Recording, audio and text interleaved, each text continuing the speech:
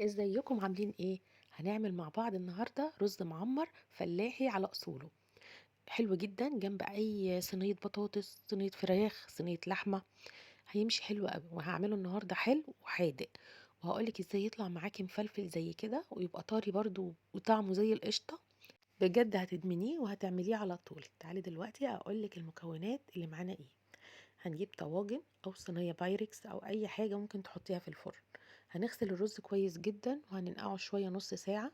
وبعد كده هنحط كبشه في طاجن زي كده، يعني اقل من ربع بشويه. لسه هنحط اللبن، هيكتر معانا ولسه هينفش في الفرن. هنحط معلقتين سمنه بلدي. يفضل اللي هي تبقى سمنه بلدي، عايزه تحطي اي نوع سمنه تاني مش هتقول لا، مفيش اي مشكله. هنحط ملح حسب الرغبه. نظبط الحد حسب ما بنحب. هيكون معانا لبن. يفضل اللي هو لبن اللي هو بنشتريه من عند بتاع اللبن. بلاش علب معلبة.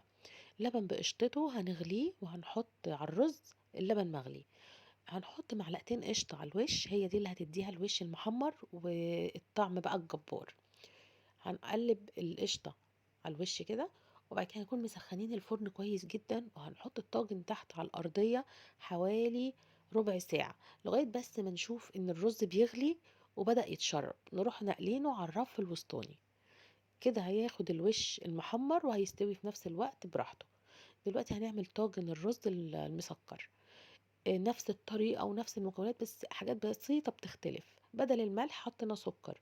هنحط سنة ملح بسيطة برضو. هنحط كيس فانيليا ومعلقة سمنة أو معلقتين سمنة أو معلقة زبدة.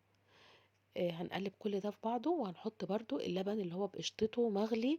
أنا دلوقتي دوبت القشطة اللي كانت على جنب في اللبن المغلي برضو. يعني اللبن غليته بقشطته، وكان عندي قشطة حطيتها برضو في اللبن. القشطة كده كده هتطلع على الوش وهتحمر الوش وهتخليه تحفة. لما نيجي نحط اللبن في الطواجن نخلي زي عقلة الصباع فاضية من فوق. لسه الرز ده هيغلي وهيطلع لفوق وهينفش عشان ما يقعش في الفرن ويبهدل الدنيا. شايفين طلع معانا وشه تحفة من القشطة ومفلفل.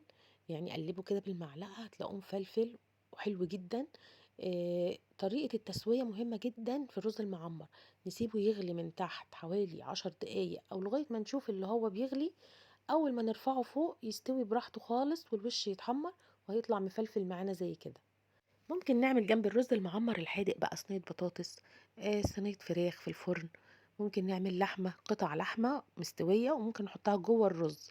ممكن يكون في بط مستوي عندنا أو فراخ مستوية، ونفصصها ونحطها في الرز قبل ما يدخل الفرن، هيديله طعم تحفة. ممكن يتعمل بكذا طريقة، هيدي طعم في كل مرة أحلى من المرة اللي قبلها. بصراحة اللي ما جربش الرز المعمر بطريقتي دي فايته كتير جدا. قوموا النهاردة يلا قوموا اعملوه. واعملوا صينية البطاطس بالفراخ زي اللي انا عاملاها جنبها. اكلة سريعة ولذيذة في نفس الوقت. لو عجبكم الفيديو ما تنسوش اللايك والشير عشان ناس كتير تستفاد من الفيديو. واشوفكم في فيديو جديد ان شاء الله. باي باي.